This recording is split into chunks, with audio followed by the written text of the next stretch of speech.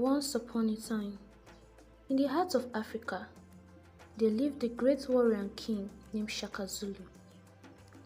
He was born in a small village near the present-day city of Durban, South Africa. As a young boy, Shaka was taught the ways of the warrior and learned to fight with a spear and shield. He was fearless and cunning and quickly rose to become a powerful leader of his tribe. As Shaka grew older, he began to dream of uniting all of the tribes in the region under one powerful kingdom. He knew this would be no easy task, but he was determined to make it happen.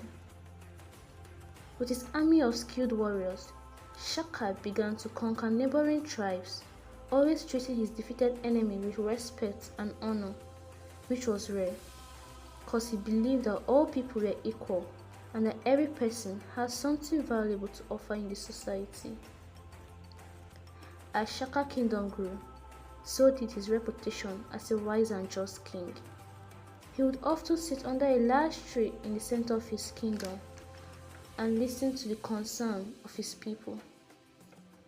He believed that the best way to rule was to be close to his subjects and to understand their needs. But as Shaka's power grew, so did the jealousy of his rivals. One day, a group of his own brothers conspired and turned against him to overthrow him.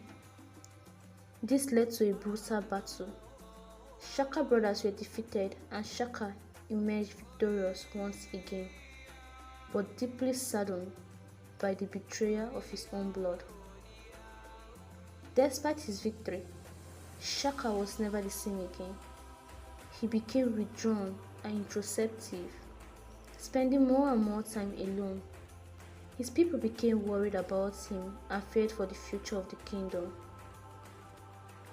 One night, as the moon rose over the African savannah, Shaka sat alone under the large tree in the center of the kingdom as usual, and he gazed up at the star.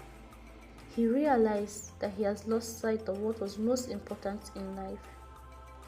He had become so focused in conquest and power that he has forgotten about the people he was fighting for.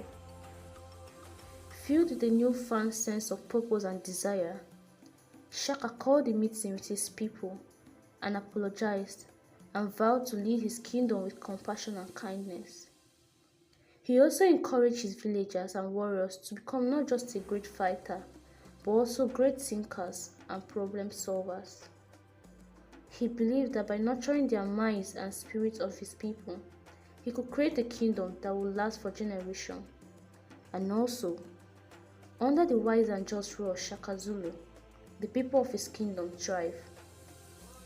They became known not just for their power in battle, but also for their knowledge, wisdom, and kindness. As the years passed by, Shaka grew old, but his kingdom continued to prosper.